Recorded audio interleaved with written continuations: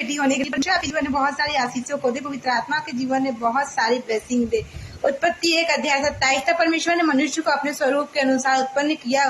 अपने स्वरूप के अनुसार परमेश्वर ने उनको उत्पन्न किया, नर और नारी करके उनको मनुष्य की सृष्टि की। परमेश्वर के स्वरूप में मनुष्य का सृजन। तब परमेश्वर ने मनुष्य को अपने स्वरूप के अनुसार उत्पन्न किया।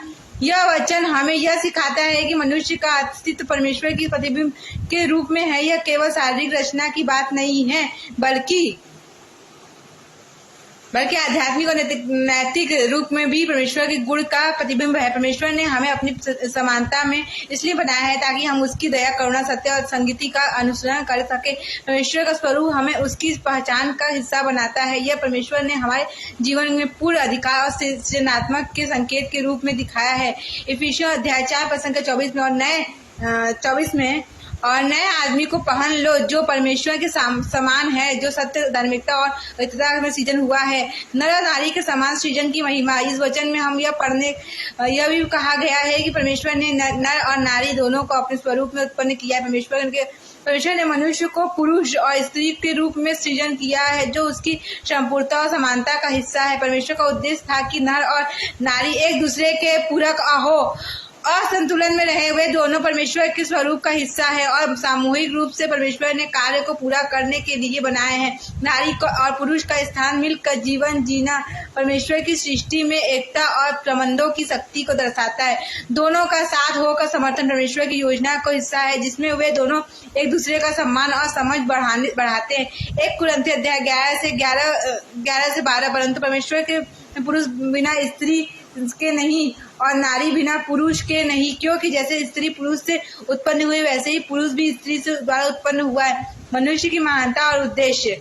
परमेश्वर ने मनुष्य को अपने स्वरूप में इसलिए बनाया ताकि हम उससे समझ सके, उससे संबंध बना सके और उसके उद्देश्य को हम केवल एक जीवित प्राणी नहीं बल्कि परमेश्वर की मूलभूत प्रगति का हिस्सा है। मनुष्य का उद्देश्य केवल जीवन यापन नहीं है, बल्कि परमेश्वर के साथ संबंध स्थापित करना है और उसके कार्य को पृथ्वी पर पूरा करना है। परमेश्वर ने हमें अपनी सार्वभौमिक रचना का हिस्सा बनाया ताकि हम उसकी महिमा और सत्य का प्रचार कर सके।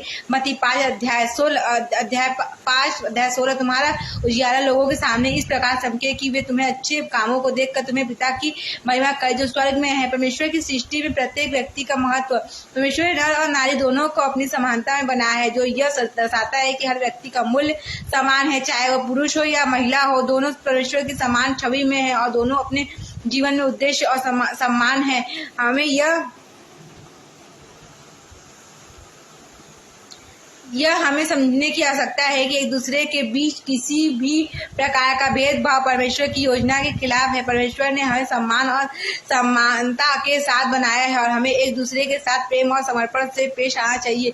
गलातियों 3:28 तुम में न तो यहूदी और न ग्रीक और न दास, न स्वतंत्र, न पुरुष, न स्त्री, क्योंकि तुम सभी एक हो और एक मसीह यीशु में हो। हमारी जिम्मेदारी और अधिकार। जब परमेश्वर ने हमें अपने स्वरूप में सृजन किया है तो उसमें हमें कई अधिकार का जिम्मेदारी दी है। यह अधिकार केवल सृष्टि पर शासन करने का नहीं था, बल्कि हमारे कार्यों को धार्मिकता और नैतिक रूप से सही बनाना भी था। परमेश्वर ने हमें पृथ्वी पर अपने कार्य को पूरा करने का अधिकार दिया है। यह हमें समझने की आवश्यकता है कि हम जो कुछ भी करते हैं वो परमेश्वर के रूप में अनुसार होना चाहिए। हमें यह याद रखना चाहिए कि हमारे हर काम का उद्देश्य परमेश्वर की महिमा और उसकी योजना को आगे बढ़ाना है। हमें अपने कार्यों को ईश्वर की समानता को प्रदर्शित करना चाहिए। 1 पत्रस 2:9 परंतु तुम एक चुनी हुई जाति हो, एक राजकुमारों का राजा, एक पवित्र राष्ट्र, एक विशेष लोग हो, ताकि तुम जो उसने तुम्हारे ऊपर हो अद्भुत और महान काम किए हैं उनका प्रचार करो। उत्पत्ति 1:27 ये बताता है कि परमेश्वर ने मनुष्य को अपने स्वरूप और समानता में बनाया और नर और नारी दोनों को एक समान महत्व दिया है। यह परमेश्वर ने महान उद्देश्य को दर्शाता है कि हम दोनों के साथ एक मिलकर उसकी योजना को पूरा करें।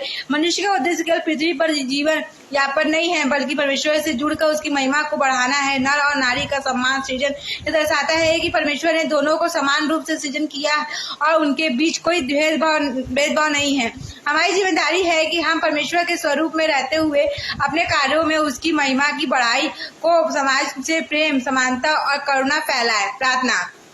हे परमेश्वर, तूने हमें अपने स्वरूप और समानता में बनाया है और हमें यह समझने की शक्ति दी है कि हम तुझसे जुड़े हुए। हमें यह याद दिला कि हम हर कार्य में तेरी महानता को बढ़ाने के लिए हमें एक दूसरे को सम्मान करना और अपने जीवन में तुझे प्राथमिकता देने की शक्ति दे। आमीन। परमेश्वर आप सभी को बहुत आशीष दे।